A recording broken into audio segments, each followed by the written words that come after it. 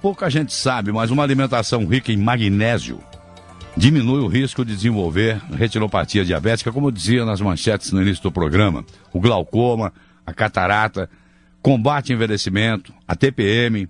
E quando falamos em alimentação, é sempre bom lembrar que a ingestão diária de vitaminas do brasileiro não vai nada bem não, viu? Somente 17% da população consome os 400 gramas diários, que são recomendados pela OMS, a Organização Mundial de Saúde, de frutas, hortaliças e verduras. Vamos conversar um pouco aqui sobre os benefícios do magnésio com o Dr. Leôncio Queiroz Neto. O Dr. Leôncio é oftalmologista do Instituto Penido Burnier. Muito boa noite, Dr. Leôncio. Boa noite, Menegatti. Agradecemos mais uma vez a sua gentileza em atender o nosso convite para falarmos de um assunto tão importante, né, Dr. Leôncio? Essa informação sobre os benefícios do magnésio é quase que desconhecida, não é verdade, Dr. Leôncio? Exato, Menegatti. Em novembro passado, aí, que foi um mês que toda a medicina mundial deleita para que seja contra a luta do diabetes, e nós temos hoje, com o aumento da sobrevida, o aumento do número de brasileiros diabéticos, que já está ultrapassando os 10 milhões, nós temos que nos preocupar porque as pessoas às vezes não se controlam bem e o diabetes leva à cegueira. E um trabalho que foi publicado recentemente no British Medical Journal, que é uma meta-análise feita pelo Instituto de Metabologia de Cambridge, sim, mostrou que a ingestão de uma dieta balanceada, principalmente aí em hortaliças verdes, que são ricas em magnésio, diminui o risco de contrair o diabetes e também do diabético vir a ter as complicações, as retinopatias inerentes ao longo termo dessa vasculopatia que o diabetes causa na retina. O senhor falou aí em 10 milhões de brasileiros, né, que são diabéticos, doutor. Agora, o que assusta, eu estava vendo aqui os números, é que nós estamos falando da retinopatia diabética, né? Eu gostaria que o senhor confirmasse ou não, de repente, há algum erro. 75% aproximadamente desses 10 milhões de brasileiros que são diabéticos acabam tendo problema de retinopatia diabética. Está correto isso, doutor? Exato. Quanto mais tempo você tem diabetes, quanto menor o controle desse diabético, você vai ter a retinopatia. A retinopatia começa a surgir geralmente depois de 5 a 10 anos da doença. Sei. Por isso que o diabético tem que fazer o controle com o oftalmologista, tem que fazer o mapeamento retiniano, tem que fazer a fundoscopia, para evitar as complicações. Porque quando você começa com a doença vascular, que ela surge muitas vezes porque a retina não está bem vascularizada, ela vai buscar vai buscar o oxigênio e surgem os neovasos sangram, tem hemorragias.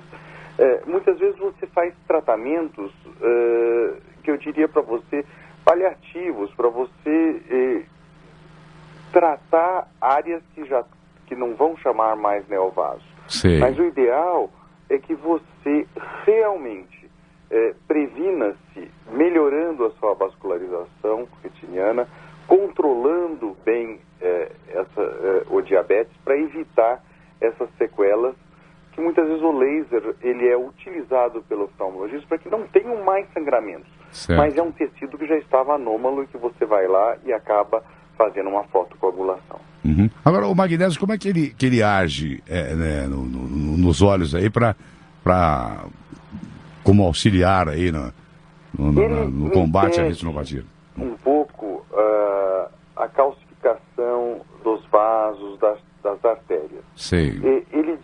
Ele dificulta também a produção de um vasoconstritor, de um agente da endotelina 1, que vai fazer com que o vaso torne-se de menor calibre. Certo. E com isso, ele faz com que a circulação ocorra de uma melhor maneira. E as fontes naturais do magnésio são essas folhas mais verdes? Principalmente as hortaliças, verduras, frutas e as folhas verdes. Ah, perfeito. Agora, com relação a complemento, né? Porque as pessoas, eu gosto sempre de quando converso a respeito, citar as fontes naturais, né? Com especialistas como o senhor, doutor Leôncio, além de citar as fontes naturais, a gente falar sobre os complementos, mas sempre destacando que os complementos só devem ser usados com indicação médica. Isso aí é fundamental que ocorra, porque de repente, numa dose errada, se de menos não faz efeito ou pode até causar um efeito colateral. Se de mais, vai ser prejudicial à saúde. Então a pessoa tem que tomar esse cuidado. Normalmente há indicação de complemento de magnésio para pessoas com problemas? Olha, existem alguns casos onde você tem pessoas que têm cãibra, movimentos involuntários, que a gente faz a suplementação com o magnésio. Mas nós sabemos que sempre a suplementação ela é melhor quando é com alimentação saudável. Verdade. A absorção sempre se dá melhor e eu acho que isso é o que o brasileiro precisa buscar. É a maneira mais correta, eficaz e mais econômica. Com certeza. Os principais sinais aí da carência do magnésio, quais são? O senhor falou em tremor das mãos, né, doutor? Algum outro que... Tremores de regiões da face, tremor das pálpebras, um certo blefaroespasmo. A pessoa pode sentir uma certa fraqueza, perda do apetite e também até um pouco de insônia, às vezes é atribuído ao magnésio. Sim. Isso pode ocorrer não simultaneamente, né? Não simultaneamente. Perfeito.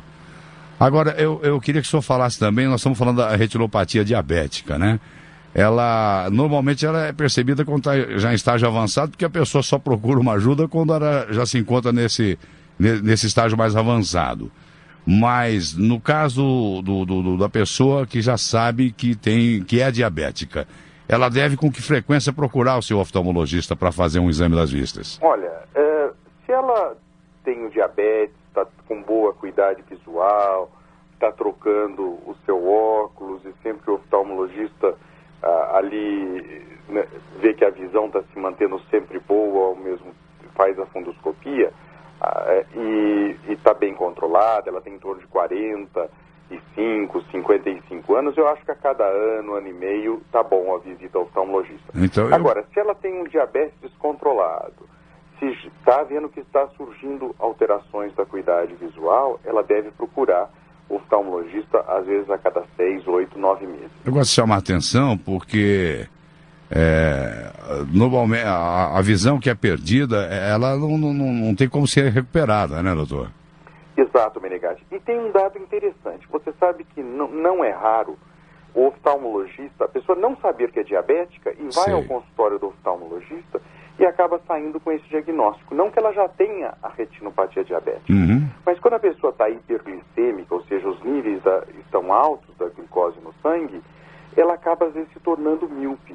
Ou seja, a visão piora de longe e melhora de perto.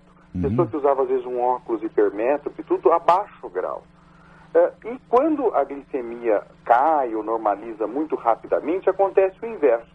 Então, às vezes, o diabético, no início da sua crise, das primeiros picos hiperglicêmicos, ele se manifesta no consultório do oftalmologista por uma flutuação da refração do grau do óculos, e você pede uma glicemia, vai fazer o exame, ele está iniciando um diabetes. Então, o olho, muitas vezes, é a porta diagnóstica de várias das doenças, até sistêmicas. Nós nunca podemos esquecer que o olho, por estar muito fácil de ser visto, examinado pela retina, ele reflete alterações sistêmicas do indivíduo, ou mesmo ocorre na hipertensão arterial.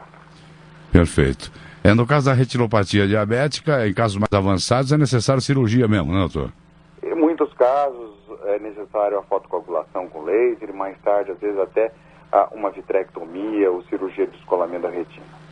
Quer dizer que no caso do glaucoma também o magnésio auxilia? O glaucoma, cada vez mais nós temos visto a íntima relação que o glaucoma tem com a nossa pressão arterial, com o nosso estado vascular. E o magnésio tem, segundo alguns trabalhos recentes, também alguma interferência nessa doença. Eu falo sempre do glaucoma porque ela é tida como a segunda maior causa de cegueira no mundo e é irreversível nesse caso aí, né, doutor? A cegueira. Exato. O glaucoma, infelizmente, muito a oftalmologia, a ciência tem estudado, tem trazido novas drogas, mas ainda nós temos casos que você não consegue debelar nem controlar e levam a uma cegueira indolente, também às vezes um diagnóstico difícil e tardio, e quando você percebe já está perdido a camada de células nervosas, já tem lesão e muitas vezes irreversível. Pois é.